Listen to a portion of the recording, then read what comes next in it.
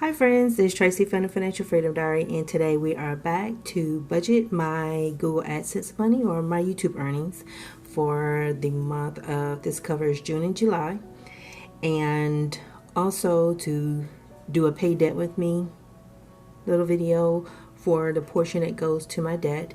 And I'm also going to do the comparison between 2017, 2018, 2019, and 2020, so you can see how it looks when you put it in a graph form. So I was able to take care of that. I hope you all are doing super fantastic this Monday morning.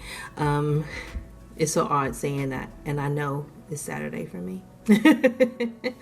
But I hope you all are doing well.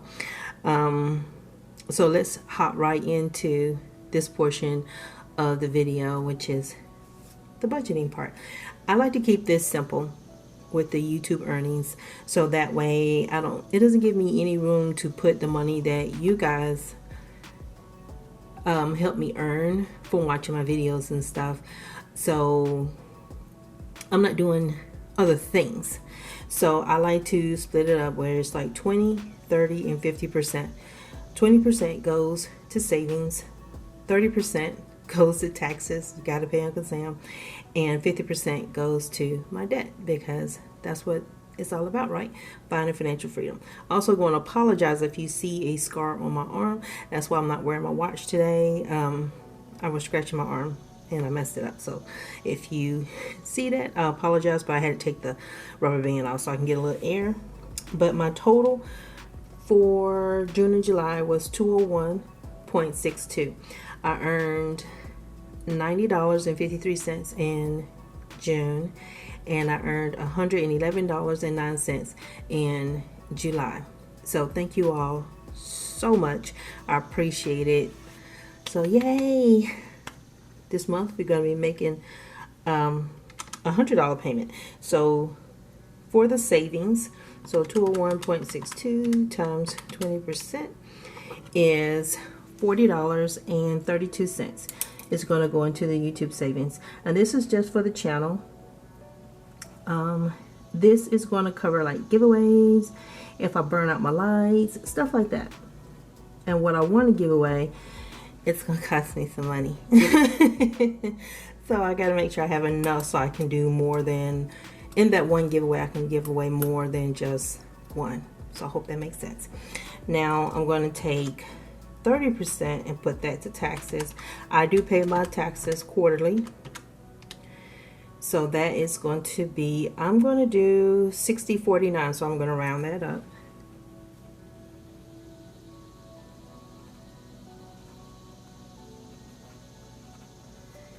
And then half of it is going to go to debt, which should be $100.81.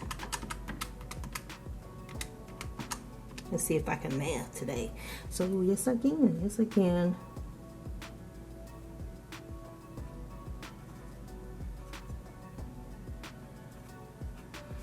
And so I'm going to add up all of my expenses and get a total.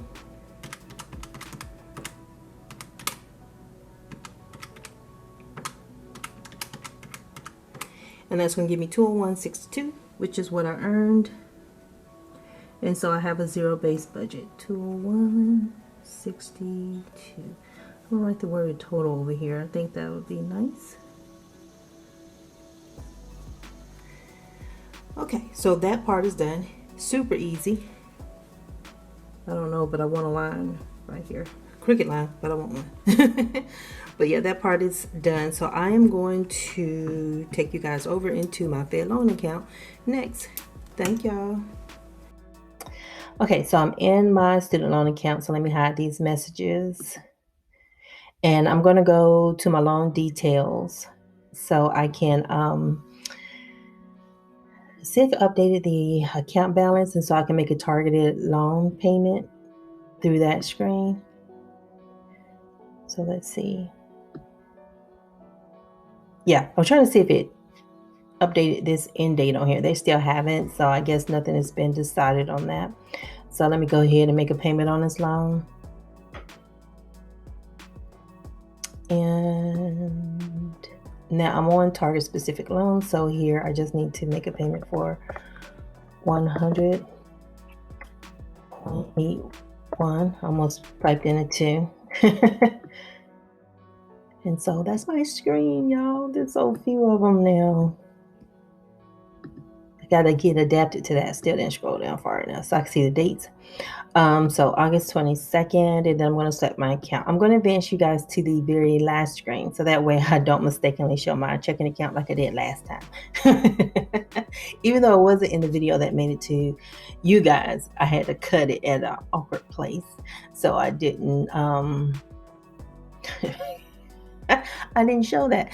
But yeah, I'm going to advance you guys to the very last screen. That's going to have my confirmation number on it.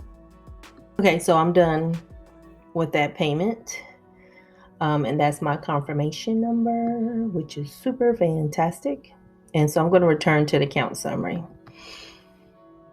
I just like to double check and make sure that I have a payment posting, and I do. And so that's another $100 off of that account. Now, all of September, I'm just going to be paying on this one.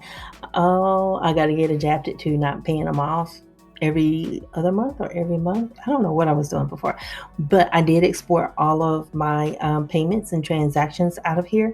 And so I wanted to show you guys what it looked like what was my 2013 compared to what I did in 2017 or whatever. If you want to see, I'm going to show it to you. So that's going to be what's next. So yay, that's done. Okay, so these are the transactions that I exported from FedLoan.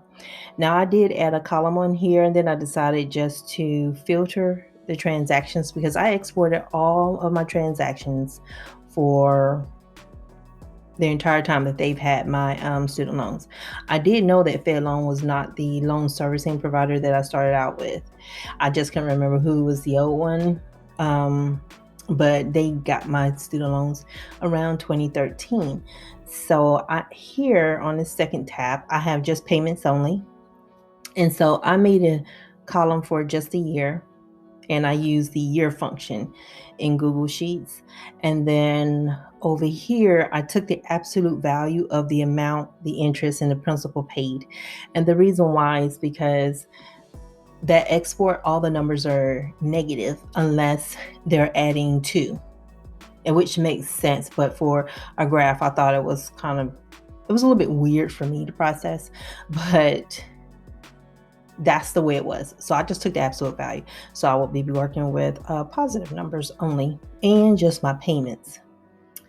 So here is where I'm showing you like the percentage page, because you guys know I like percentages of a whole. I like looking at the whole circle. I don't know what it is. I like pies. Maybe that's what it is, because I really do like pies. But I like those as far as graphs and things like that. That's like my zhuzh. And one of the things I wanted to point out is, since my debt-free journey, about 88% of everything that I paid out of my pocket started at that point in time. If I would have kept up doing what I was doing, because you can see I was making bare minimum payments. They did up my payments, I think around 2017 or 2016. I think it was 2017 to about $423. But I was just getting ate up in interest. I was very sloppy with my paperwork and stuff, so I wasn't turning in my income-driven repayment stuff, the recertification. I wasn't even doing that on time, and so I was getting hit with that capitalized interest, but they want to hit me anyway with that. But it was a lot because I wasn't paying attention. But you can see, like in 2020, I paid like 34.4% of that $62,417.36. That's actually come out of my pocket. So I know you're doing the math. A lot of you guys are quicker with the math than I am, but it'll be over $100K that I paid back to the student loans, and I borrowed like 65. So if you got kids and they're going to get student loans, have them have a plan. I think that's the best way to handle it. Everybody can't afford to pay for college. Some people are going to use student loans, and if you are, have a plan to repay them and make sure that they understand and stay focused on that, because you don't want this stuff sticking around for 10, 20 years, you don't want that because it's not a good look at all. So I'm going to scroll down here. And so this chart is my total paid per year. And so you can see I wasn't even like 5K from 2013 to 2016. I wasn't even hitting 5K. And then 2017 was the year that I went on my debt-free journey.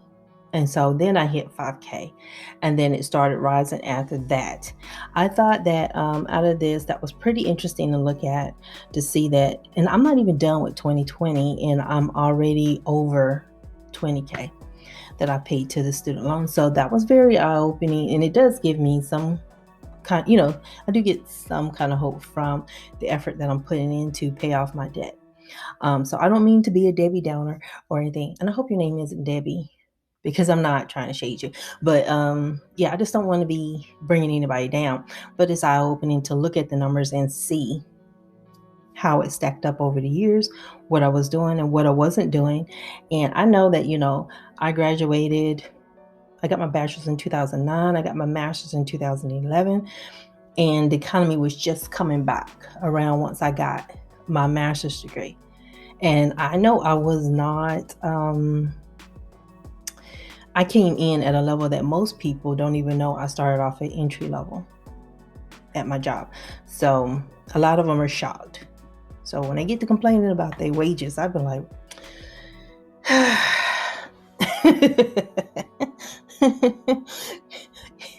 you think it's bad today. It was bad then, but it's all good. I make it work for me and try not to focus on the bad. But it does get to me when people are complaining. So I ain't gonna lie about that. But here, this tab right here, I made one that was about the interest versus the principal. So the total payment across the year is the 100% piece of it. And so what percentage of that total went to interest and what went to the principal? And so you can see, like, the principal is in red and the interest is in blue. And look at this, y'all. Look at this. It's like 2013, 64.3%. 2014, 79.5%. 2015, 95.7% went to interest. 2016, 99.2% went to interest. If I had not gotten my act together and started looking into this account, how much you want to bet that 2017 I would have hit 100? Where almost everything that I was paying was going to, probably all of what I was paying was going to go to interest only. So I'm very thankful. Very thankful. That's why I say I'm thankful for Dave Ramsey. Thankful that one day I reached that point where I was fed up and I found this stuff, because 2017, it drops down to 76.6% of what I'm paying went to interest. 2018, 46.4% went to interest. 2019, 30.1% went to interest.